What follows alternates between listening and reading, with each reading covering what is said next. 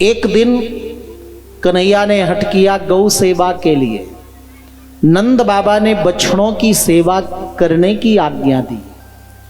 और जब ग्वाल बालों को संग लेकर कन्हैया वन में गए चराने, तो मार्ग में एक अघासुर नाम का असुर बैठा था अजगर बनकर। कई ग्वाल बाल उसके मुख में चले गए, बेहोश हो गए, मर गए। कन्हैया बाहर, ग्वाल बालों ने प्रार्थना की।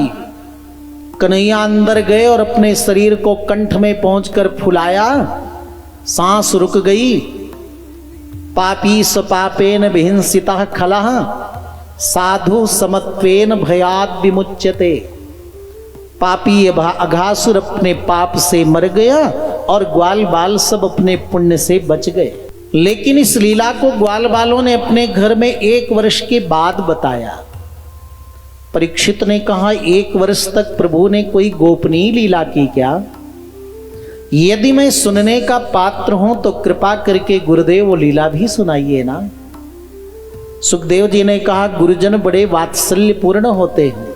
सुपात्र शिष्य हो तो गुरुजन को छिपाते नहीं, सारा ज्ञान उड़ेल देते हैं। ध्यान पूर्वक सुनो। बछड़ों को छोड़ दिया जंगल में, कन्हैया बीच में बैठ गए और ग्वाल बाल चारों तरफ से घेर कर बैठ गए और अपने अपने घर का कलेवा निकाल कर ग्वाल बाल खाते और जूठा कौर निकाल कर कन्हैया को खिलाते। बड़ी प्यारी छवि है उस समय कान्हा की। ग्वाल बाल सखाओं के जूठे कौर को पाकर कन्हैया को बड़ी प्रसन्नता, बड़ा स्वाद आ रहा। इतना स्वाद मैया के मक्खन में नहीं, लक्ष्मी जी के 56 व्यंजन में नहीं, क्योंकि ग्वाल बालों के प्रेम से अभिषिक्त तो पदार्थ थे। एक मित्र कहता, अरे कन्हैया देख कितना सुंदर मालपुआ है। एक दही बड़ा लेकर आधा खाता और कहता, देख लाला ये कितना स्वादिष्ट है। एक ने तो कहा, दध्योदन देख लाला कितना अच्छा है। बड़े प्रेम से कन्हैया ग्वाल बालों संग आरोग रहे।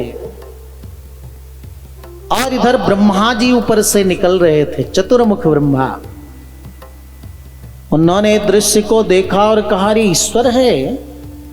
मन में आया नहीं, अगर ईश्वर होता तो ग्वाल बालों का जूठा न पाता। और भगवान के बारे में किसी को संदेह हो, दुविधा हो, तो उसके जीवन में कष्ट आएगा ही, चाहे वो ब्रह्मा सृष्टिकर्ता क्यों ना हो। चलो परीक्षा ले लो। ग्वाल बाल बछड़ों को ब्रह्मा जी ने चुरा लिया। थोड़ी देर तक कन्हैया यत्र तत्र घूमे खोजे और जब चिंतन किया, ओ मेरे बेटे ब्रह्मा की ये सब करामात है, मेरी परीक्षा लेना चाहता है। बेटा कभी बाप की परीक्षा ले, चेला कभी गुरु की परीक्षा ले, तो मरना ही पड़ेगा ना उसे। जब चतुर्मुख ब्रह्मा न थे, उनको जन्म दिया प्रभु ने अपने नाभि कमल से, और आज परमात्मा की परीक्षा लेने जा रहे, बेचारे फेल हो जाएंगे, बड़ी दुर्दशा होगी ब्रह्मा की। भगवान ने कहा, अच्छा परीक्षा ले रहा। संकल्प किया तो जितने ग्वाल बाल बछड़े थे ना, जैसा उनका रूप रंग ढंग, जैसे वो कपड़े पहने थे, हाथ में डंडा लिए थे, वाद्य लिए थे, छाता लिए थे, सब जैसा का तैसा कन्हैया के संकल्प से प्रकट हो गए। प्रतिदिन की तरह कन्हैया लौटकर वृंदावन आए। 6 महीना बीत गया तो एक दिन बलराम जी ने पूछा, लाला कन्हैया, तेरे दरवाजे में पहले ग्वाल बाल बछड़े गैया आते थे, आजकल कोई नहीं आता। कन्हैया ने कहा, दाऊ जी को तो बताना पड़ेगा। भैया आंख बंद करो और किसी को बताना मत, तो मैं दिखा देता हूं कौन सी लीला चल रही। जैसे बलराम जी ने आंख बंद किया तो देखा जितने गौएं हैं, जितने बछड़े हैं, ग्वाल बाल हैं, वो सब के सब मोर मुकुट पहने हुए, पीतांबर पहने हुए, मंद मंद मुस्कुराते, बांसुरी बजाते हुए हैं। बलराम जी समझ गए कि पहले तो कन्हैया अकेला था, गौएं आती, बछड़े आते, ग्वाल बाल आते, गोपियां आती। आजकल घर बैठे ग्वाल बाल के रूप में गोपियों को कन्हैया मिल गए और अपने नजदीक गौओं को बछड़े मिल गए, इसलिए कन्हैया के पास कोई नहीं आता। 1 वर्ष बीता। ब्रह्मा जी ने सोचा जिन घरों में ग्वाल बाल न पहुंचे, बछड़े न पहुंचे होंगे, उस घर में लोग रो रहे होंगे, दुखी होंगे।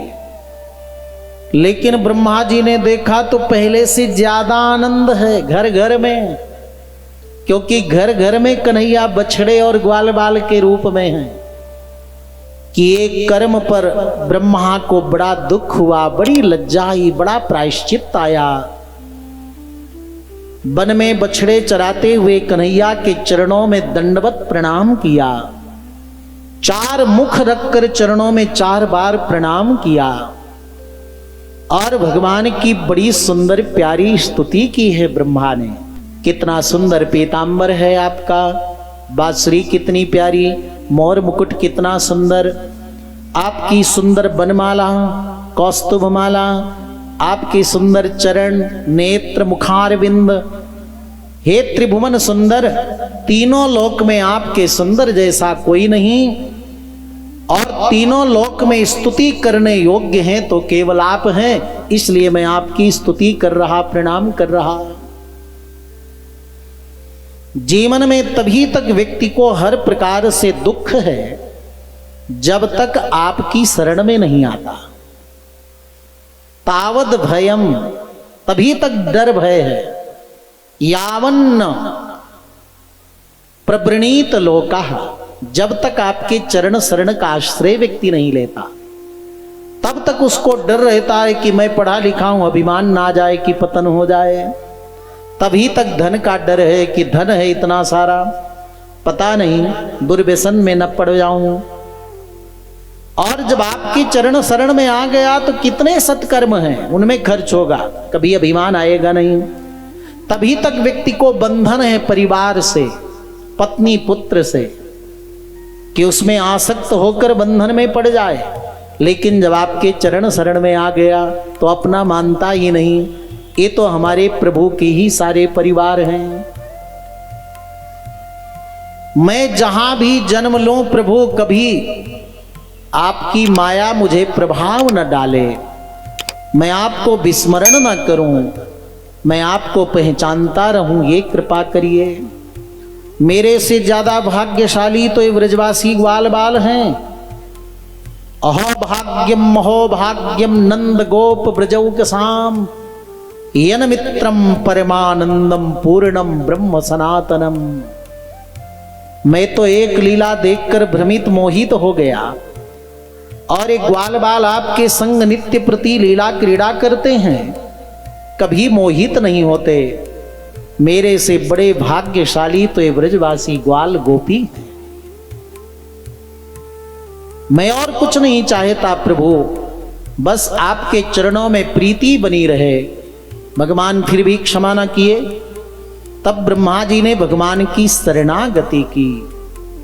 प्रपन्न जनतानंद संदोहम प्रथितुम प्रभो, आप शरणागत वत्सल हैं, मैं शरण में शरणागत हूं, अपराध किया हूं, आप चाहो दंड दो, क्षमा करो आपके ऊपर। शरणागति करने से भगवान जीव को क्षमा करते ही हैं। आज ब्रह्मा जी को भी क्षमा कर दिया।